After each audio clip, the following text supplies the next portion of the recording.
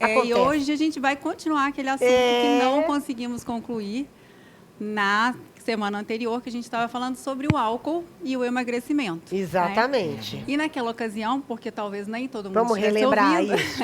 Naquela ocasião, eu frisei o fato de tudo que a gente for falar aqui não serve para as pessoas que têm problema com o álcool. Uma pessoa que tenha problema de saúde, uma pessoa que tenha uma relação conturbada com o álcool, que leva, né, a riscos os familiares, a própria vida, enfim, que a gente, né, a pessoa que atrapalha quando ingere o álcool, para essas pessoas existem tratamentos específicos e aí eu acho que não vale o consumo nem moderado, aí é preciso buscar ajuda mesmo. Tendo dito isso, para as pessoas que ingerem só de forma recreacional o álcool, sempre há essa dúvida, né? 100% das pessoas, ou quase 100% das pessoas que chegam ao meu consultório desejam emagrecer, né? E aí sempre trazem como vilão o álcool, né? Então a pessoa já se acusa de início, fala, sexta, sábado, domingo, eu faço ingestão de uma quantidade grande de álcool, às vezes durante a semana, e pode ser isso que esteja atrapalhando o meu emagrecimento. E, na verdade, quando a gente bota tudo na balança, nem sempre é assim. Nem sempre é o álcool? Nem sempre é o álcool, né? Às vezes essa pessoa consome outras calorias. Mas também eu fico imaginando que para a pessoa, para isso entrar diretamente na vida da pessoa, aí ela tem que entrar na outra categoria, que aí é você já abusar do álcool de uma forma que... E eu acho que também tem os tipos de bebida também, né? As mais calóricas e as menos calóricas, né? Tem, Fernandinha, a gente até chegou a conversar sobre isso, assim, o gin, né? O gin tem a metade, uma dose de gin, mas aí são 50 ml o gin, né? E aí quando a gente faz o comparativo com uma lata de cerveja, nem sempre naquele copão de gin tem só 50 ml de gin, e aí se coloca um monte de coisas, além da bebida alcoólica, o suco, enfim, o energético, uma série de calorias adicionais ali, que no final das contas pode ser que a pessoa esteja ingerindo mais calorias do que uma lata de cerveja. Então, mas os cervejeiros nunca tomam uma lata de cerveja. Nunca fica numa lata, A pessoa que é cervejeira, ela nunca toma uma lata de cerveja. Tem o tira-gosto, né? Ainda tem o tira-gosto. Ainda tem o tira-gosto. Super calórico. Ainda tem o tira-gosto. Então, às vezes, esse excesso de final de semana realmente vai levar a um problema no emagrecimento. Mas nós temos que pensar que o desafio maior do emagrecimento é fazer com que a pessoa emagreça e mantenha o peso compensado. Então, falar para uma pessoa que gosta muito de cerveja, gente, eu ouço de tudo no consultório, né? Eu amo cerveja, eu venero cerveja, né? Cerveja, eu conheço o lucro, eu conheço se tem conservante, se não tem conservante. Para mim é muito importante. Então, assim, para essa pessoa, pedir para ela parar de fazer ingestão de álcool 2, 3 meses, não vai ser sustentável. Ela vai parar a bebida alcoólica, talvez até vai emagrecer, mas quando ela voltar ao consumo... ela não aprendeu um consumo equilibrado e ela vai voltar a ganhar peso, se esse for um problema, né? Então, para o emagrecimento, a gente tem que pensar em medidas sustentáveis. E para quem gosta do álcool, o mais sustentável é a gente conseguir chegar em uma quantidade mais equilibrada do consumo desse álcool. E a gente faz isso de algumas formas, tem estratégias para isso. Medicamentos, o próprio medicamento para o emagrecimento, como ele ajuda na compulsão, ele ajuda muito nesse consumo também. Então, às vezes, naturalmente, o paciente já fala, não estou mais conseguindo ingerir a mesma quantidade de álcool que eu bebia antes. E ele dá também uma saciedade ao tratamento do emagrecimento, então é mais difícil consumir muitas calorias, muita quantidade de comida. Mas é preciso entender que vai precisar também de forma intencional, de buscar esse consumo equilibrado. É diferente uma pessoa beber 12 latas de cerveja numa noite ou beber 6 latas. E talvez dê para ser feliz ingerindo 6 latas de cerveja. Talvez vai ter que aprender esse consumo, porque está acostumada a beber sem medidas. Mas faz muita diferença, porque essa mudança ela é sustentável por muito tempo. E aí a gente consegue, dentro disso, fazer com que o paciente não abra mão de tudo que ele gosta e, ao mesmo tempo, consiga manter o peso compensado. Ô, doutora, por falar em cerveja, existe uma velha máxima, né, de que beber muita cerveja ou exagerar, né, na dose faz criar barriga. Esse peso, esse excesso de peso, ele, de fato, ele é mais distribuído... né, em termos gerais, ou fica só na barriga mesmo? Preocupação do ser humano. Matheus. Matheus Não, cervejeiro. até que eu não gosto tanto não, viu, Fernando? Até que eu não exagero. É um investimento a longo prazo. É um investimento a longo prazo. É mais pra saber mesmo, sabe? Você ainda tá muito novo, Matheus. Pois é. Você chega lá. Começando tem agora. uma série de Barriguinha de fatores cerveja. aí, viu? Assim, quando a gente vai pegar também, muitas vezes não é uma pessoa que os hábitos não são tão saudáveis, é uma pessoa que não pratica tanta atividade física, que também o tira-gosto que vai ingerir, ela não está tão preocupada. E algumas vezes o engordar faz com que ela engorde mais nessa região da gordura visceral, né? Principalmente a gente fala de homens. Mulheres na menopausa, e aí é uma questão da alteração hormonal, começam também a depositarem mais gordura nessa região abdominal. Homens mais velhos também, por causa de uma descida, de uma baixa da testosterona, também tem maior propensão. Mas alguns homens, né, têm essa propensão a gente não vê, é mais incomum a gente ver. A gente vê mulheres com quadril mais largo, com depósito de gordura em alguns locais. Como é que eles falam, doutora? Aquela gordura pera, né? Isso é mais comum da gente ver por questões hormonais, né, nas mulheres, que isso vai mudando com a menopausa. E os homens têm um engordar diferente. Aí, quando ele consome esse excesso de calorias, que algumas vezes vem pela cerveja, ele acaba tendo predominantemente o depósito da gordura na região abdominal mesmo. Mas a gente está falando aí também, e a galera que, por exemplo, pratica esporte, faz exercício durante a semana, os cervejeiros de fim de semana, isso aí chega a atrapalhar a vida da pessoa? Porque igual você... sei lá, eu não como massa durante a semana, mas no final de semana eu vou comer pizza, macarrão, enfio o pé na jaca e tal. Como é que é essa proporção aí para os cervejeiros do fim de semana? A galera bebe muito, né, gente, no final de semana, né? Quem bebe cerveja... Acho que é a galera que mais gosta de beber, né? Sábado, é o domingo. É o botequinho ali, tudo é desculpa, né, Fernanda? Tudo é desculpa, né? Você é cervejeiro, Totô? Não, já fui. Eu também não sou, não. O que eu ouço no consultório é o sábado, domingo, a sexta, sábado e domingo. Aí tem gente que prefere a sexta e o sábado, porque o domingo a pessoa está se recuperando. Tem gente que prefere o sábado e o domingo, porque sexta-feira chega muito cansado. Tem o dia do futebol, né? Dependendo do campeonato, é quarta-feira, quinta-feira, a pessoa já tem essa intenção. Então, às vezes o consumo é muito grande. E aí essa pergunta, se é do final de semana? Depende. A gente tem que lembrar que álcool é caloria líquida. Outra coisa que a gente não pode deixar de pontuar é que o álcool, de fato, é tóxico para o nosso corpo. Não, então, a cerveja é o pão líquido, né? O pessoal chama de pão por causa que é carboidrato puro, né? Eu aprendi isso com Fabiana Regui.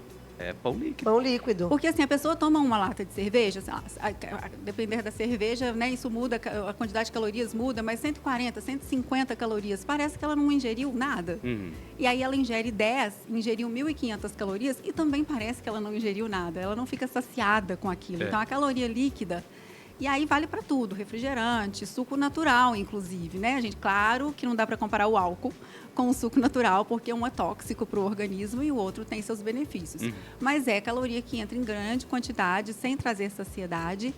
E aí depende o final de semana, porque se a pessoa bebe 12 cervejas no sábado, na sexta, 12 cervejas no sábado, 12 cervejas no domingo, é uma quantidade de calorias que muito provavelmente vai impactar, sim, no emagrecimento. Então, é possível continuar ingerindo bebida alcoólica e emagrecer, mas a gente vai ter que chegar no ponto do equilíbrio. Falar, olha, como que a gente consegue fazer? Talvez passar para uma vez por semana, e aí você não faz as contas, ou a metade da quantidade já vai mudar, né? Se a gente conseguir a metade da quantidade do que você ingere hoje, a gente já vai conseguir ingerir a metade das calorias. E aí a gente vai fazendo combinados e muitas vezes o próprio paciente, pelo próprio tratamento mesmo, reduz a quantidade. E às vezes é só inchaço, né? Quantas e quantas pessoas, homens principalmente, que têm mais facilidade, né, do que as mulheres de emagrecer, que fala, principalmente na quaresma, eu fiquei 40 dias sem beber e dá uma afinada, né?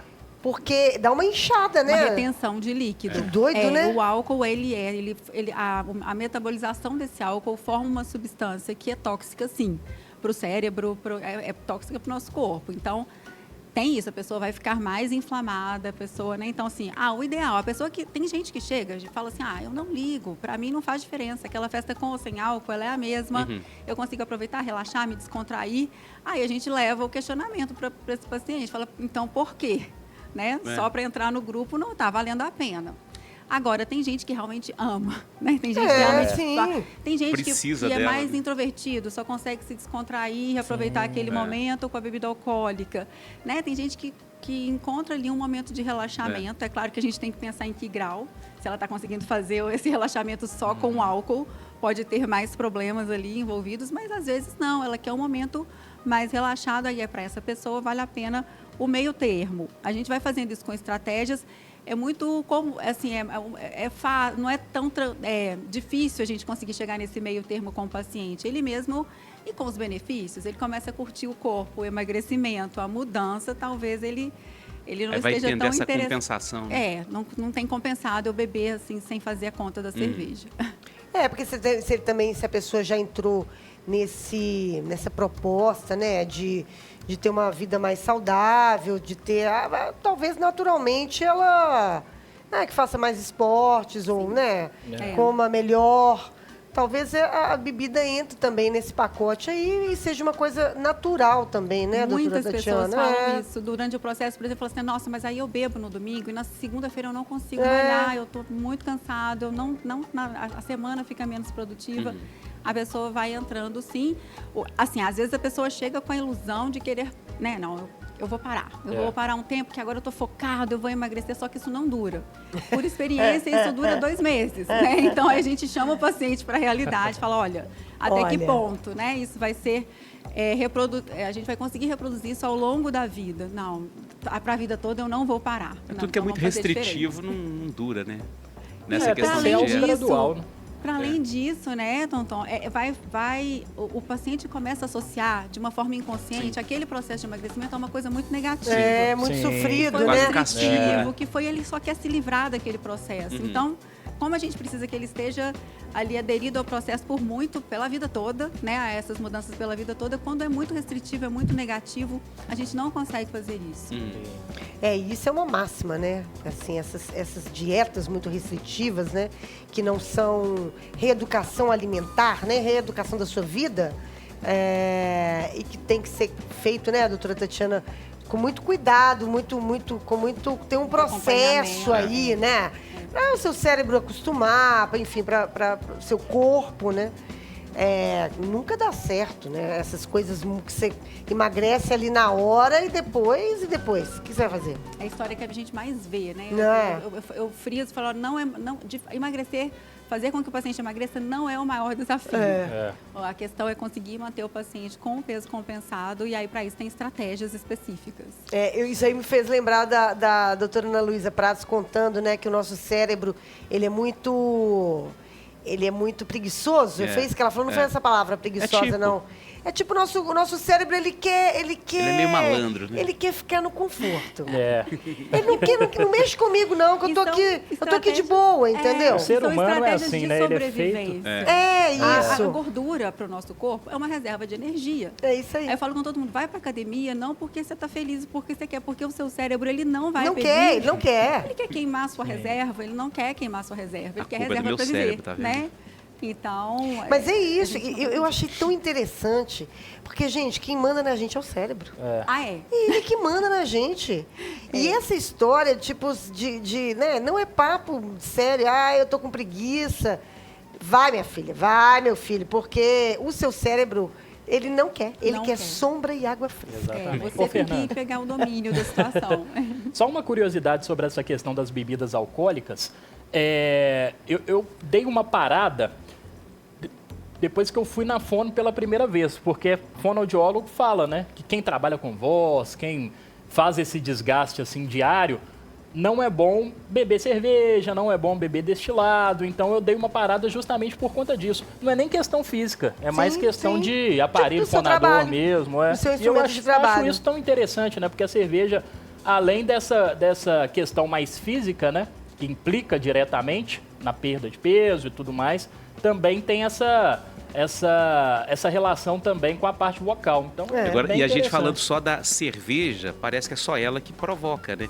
Quanto mais alcoólica a bebida, mais calórica é, né, doutora? Só que a cerveja a gente come em quantidades maiores, verdade. Mas tem gente que bebe, é o que eu falei do gin, nem sempre naquele copão vai ter ali só 50 ml de gin. Sim. Às vezes vai ter o dobro disso e mais o suco e mais um monte de coisa. Aquele copo ficou muito mais calórico e tem já, é gin, é low carb, né? É gin. Às vezes a cerveja, eu consegui uma cerveja com menos carboidrato. Agora que tem, né? Tem. Cerveja sem carboidrato, sem glúten, não sei o quê. Cerveja Como é que é light. cerveja sem carboidrato? Eu não entendo isso, não. Por exemplo, quem ama só a cerveja mesmo, fala, eu não quero álcool, não preciso ficar louco, não preciso, né, do Zero relaxamento que o álcool dá. A cerveja zero tem menos calorias. Né? Então, às vezes, ele consegue, e não tem a toxicidade do álcool, então, às vezes, consegue curtir o sabor da cerveja. E eu sei que muita gente que gosta muito fala que algumas cervejas que são zero álcool são ok, assim, São. de sabor, São. e dá para poder São. passar bem. Poxa, vai ter 70 calorias uma lata, então já muda, né? Então, eu acho que podem ser feitos esses arranjos aí e você escolhendo a luta que você quer lutar. Às vezes não vai valer a pena.